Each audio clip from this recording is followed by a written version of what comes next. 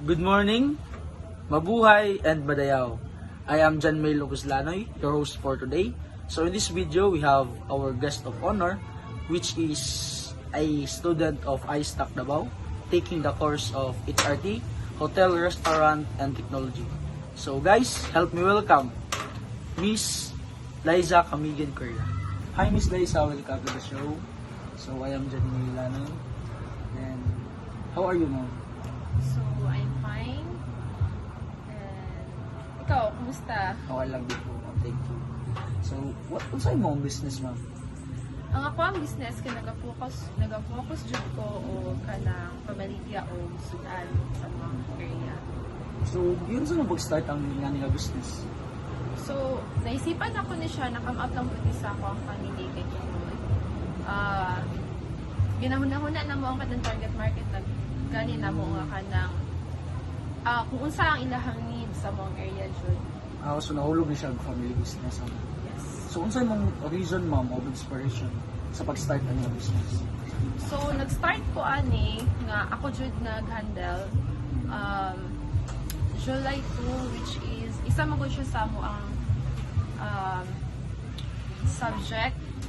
Balik, nag-start niya ani last year pa lang with my family, pero gihatag nila ni Sakwa, gipasagdan ko nila handle ani kay tungod kanang para po daw sa akong subject o ganang makatuon jud po daw kung ako mag-handle. So, kini nga business, isalig dito si mo sa mga parents? Oo. Okay. Good.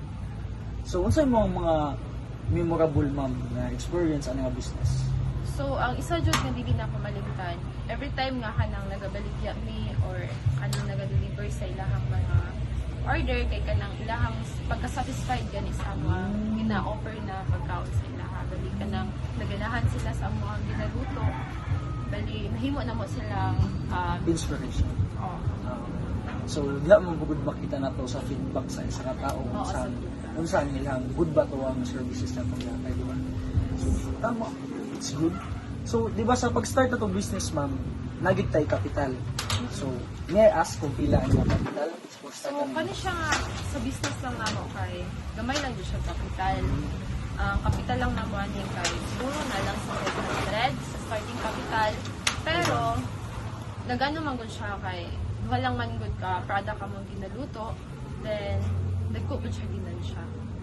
Mo nang makaruling ni sa mga kapital na ginagamitan. So, unsa ang pan mo flow sa operation na nito? So pag asan mo magkuha og sangkap sa pagluto o asa dapat mo nagluto o sa pag baligya sa product. Ang flow sa operation jud namo, bali nagaluto mi every Sunday lang yun. Or maybe nagadepende siya sa panahon, like pag Saturday namin lakaw pagka Sunday ana nagaluto mi Saturday, pero kasagaran jud pagka Sunday nagaluto mi na kay ana magud siya na time, bali rest day kasagaran sa mga worker. Then ano pod ang mga sangkap bali fresh kay siya kay ikan sa kanang umadjud sa bukid. So mas advantage sa ako ang pagluto og kanang gulay na fresh pa lang. So less capital lang siya, ma'am, kay sa inyo man gikan ang mga sangkap. Diba? Oo, ako. So which good to know nga ang inyong profit nga makuha dili inyo makuhaan sa pag-rolling sa pagkuha og sangkap, diba? So unsa ang kuan, ma'am, pila ka manpower o pila mo kabuk nagaluto o pila mo kabuk-an nga business? So sa kani sa ko ang pagdala karon, ako siya nagdala. Then ang nagatabang sa kuha ako ang mama o ako ang manghod na babae. Then ang ako ang mga manghod na lalaki, nag-a-assist sila panagsa, pero ang nag-handle jud ani na business ako, then ako mama jud ang nagatabang sa ako. So sa business, ma'am, di jud nato na malikayan ng mga challenges. So bisan pagagmay ka nga business o sa mga dagko man. So unsa nga po imong nga experience, ma'am, nga kanang sa pag-start ani nga business? Mga challenges nga imong na-experience pag sugod pa lang nimo nga business. Nga di wala pa siya nga mismo nga ni angat pa lang. So sa pinakauna jud ang pagkuha sa kanang mga customer kanang syempre kanang nalilig sales ko. Then isa pod ang pagka ulawan ako. Oo, ulawan ko gamay, then kadugayan na handle man ninood nako siya nga kanang makayan nako og atubang sa ilaha istorya na. Then ang challenge sa jud pag sales talk mo jud ang isa ka pinaka-importante pag mamaligya ka kay dira man ka makakuha jud og kanang customer nga motuog gid sila sa imuha ka. Okay, dapat jud ay katuhan kay istorya palandaan nakabaligya na ka. Ana. So good to know nga ingana ang imong business. So dili lang diay nga nagagain ka og profit, nagagain ka og kwarta sa mga business. So nagya pud kay nakuha sa mga sa imo pa lang gingon ganina nga introvert ka, ulawon. So sa kini nga business, imong gi-build up ang imong confidence. So it's good to know. So sa kini nga business ma'am, di gini siya mabuo di ba kung wala tayong mga inspiration. So sa pag-start nimo ani nga business ma'am, sa pagsugod pa lang ma'am, unsa gid ang nag-inspire gid sa imo? Nasugdan ta ni nga business kay nga. So sa kuha na ano na ko na siya kay tungod sa akong family. Ang ako ang magong family dili jud kay stable ang financial nga income, especially sa akong papa. So kani siya bisig subject lang nako siya nakatabang siya sa ako sa akong pangalawan, sa akong mga mangkol.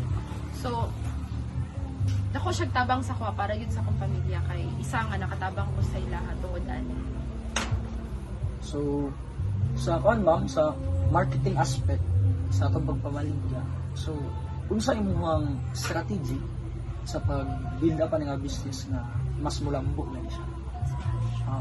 So, ang ako ang marketing strategy ani kay nag-chat ko through Messenger sa ako mga kaila na kana kay sama pa sa kang giingon ganina na ano na nako sila nasuki. So, nag-chat na sila sa kuha if ever magluto pa kuha na ang ako yung marketing strategy ani kay ang pagsuri sa baligya. Muna akong ginahimo kay dili man siya ingon na ka ng lisod, mas dali manggod ang imuhang income, dali makita ang kwarta, then mas dali siya mahalin. Mabaligya nimo siya nga kanang bago pang luto, init pa siya, so mas advantage nga ilang ma-receive ang imuhang giluto nga bago pa jud kanang init pa. So unsa gani imong product ma'am? Ug pila tagpila pud imong product? Ug unsa imong gihatag sa imong mga customer sa pa-promote ani nga product ug asa ni dapit nga location? So ang ako ang product na ginaluto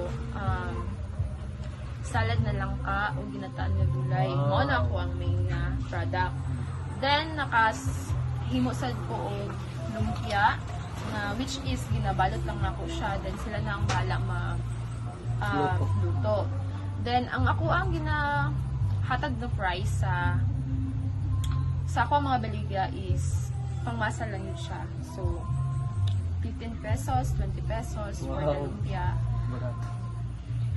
Then so location na mo is dili lang sa Santo Niño, Marilog District, Davao City. So ma'am, so sunod, di ba, in the God's will, di man ginato may balang panahon. So once nga mudako niyo imong business ma'am, so di ba nakaplano nga sa unsa ba restaurant ba ron or mga sari-sari store o kag-anan. So pag manguha kag tao ma'am, di ba need man jud natong tao kung dako atong business. So pag namanguha kag tao ma'am, unsa ang quality imong ginapakita sa katao? So pag ako mag-recruit og mga tao, simple lang. Hardworking and ang attitude jud nila dapat kanang kabalo jud sila sa customer service nga i-offer sa atong mga customer. So ang attitude man good kay kinahanglan siya. Nag-ano ko sa skills but dili jud ko nag-focusan na kay ang attitude lisod na siya i-develop compare sa skills. Kaya ang skills mabungay man. So akong ginapangita jud kung unsa ka hardworking ang isa ka employee o unsa sila ka sa ilang, the way sila modala sa ilang mga batasan. So in looking forward ma'am sa ingana gyapon na tips. So kani nga ma'am nanakan mga tao. So sa imo nga lang unsa ang pinakalisod sa tao nga dalon? Sa kuha kay kanang pinakalisod dalon nga tao or employee kanaging may sariling mundo. Oo, then kanang dili maistoryahan sila, dali lang sila masuko na kanang may istoryahan nimo gamay or masingkahan kana muna siya lisod manggod pag ganang dili sila kabalo sa ilang sarili pa lang dali sila kabalo mo handle kay sa ato amanggong ano karon kinahanglan man jud nato i-develop ang ato ang patient biskan pag maistoryahan kag gamay dapat kinahanglan nimo i-accept kay mo man ang realidad sa ato ang sa ato ang environment. So need na to nga kanang accepta sa atong mali. Biskin pa nga din nato mali basta sa ngalan nga kanang nanginahanglan ta dapat jud nga natay patient. So sa imo ma'am, so sa imo nga business o na natin mga tao. So unsa imo mga terms or condition and practices how to handle with them? So ang mga practices nga kung ginapa kinahanglan sa ako amang good sa akong business like karon ang ginahimo jud namo every Sunday sa ako ang mamaw sa akong mangkod na practice na namo ang early magmata which is 3 a.m. or Wow, sige. 4 a.m. kay para magluto sa iyo then maano na mo ang amo ang sudan ma-deliver na mo init pa siya so mo na ang practice mo ang dapat dili jud ka late oo kay kinahanglan mo jud na sa tuwa nga kabaluta mo ano sa tong obligation nga mo matatag sa iyo anak kay magluto ta kay para sa business. So sa imo nga business ma'am, can you share practices or regulation and policy about sa mga tao? Sa ko kana kay ang hygiene jud. Hygiene is very important labaw na naghandle ka og pagkaon kay syempre lisod magkasakit ang ato ang mga customer labaw na kung kana nga pagkaon ang ilahang gikaon. So kinahanglan jud ang being hygienic pag magtrabaho sa kusina. So maong dapat pag magluto ka, nakapaghindo ka sa kamot, nakakat sa mga name, then nakahugas nyo siya kamot. Nandiyan na isa sa pinaka-importante. Then like hairnet, apron, mas better. So, okay ma'am, thank you. So, in terms of financial aspect ma'am, so, what is your strategy or what is the most challenging part in terms of this aspect? So So, sa financial strategy, Yes ma'am. kaya dyan siya kay ang financial aspect na kung ginahimo kay di ba ang pag-rolling sa kwarta so kana siya kinahanglan jud nga ang imuhang income o ang imong capital or imong net profit kay naka-list jud siya then nalista nimo ang katong kung pila ang jud ang imuhang ginansya pila imuhang gasto ana balik kung saan pa naka-costing ka sa tanan na imuhang gigasto para mabase nimo kung pila jud ang imuhang net profit nga imuhang na income or ang imuhang kung nalugi ba ka or wala. So kana siya kinahanglan siya nga naka-costing ka sa tanan kay para may baw-an nimo kung nga na plus ang gingon ganina kung naka-rolling ba imuhang kwarta or wala Kung na nabaka ginansya o baka Oo. nalugi sa imo ang bigay. costing is very important. So, Okay ma'am, thank you. So, sa ani nga business ma'am, unsa ang pinaka the big challenges ani nga business nimo ug sa nimo pag cook up? So, ang pinakadakong challenges sa kuha kay kinahanglan ko na ko muli every week para magluto lang after sa kuswela. So, kana siya, challenges kay siya sa kuha kay night time na hindi ko mauli.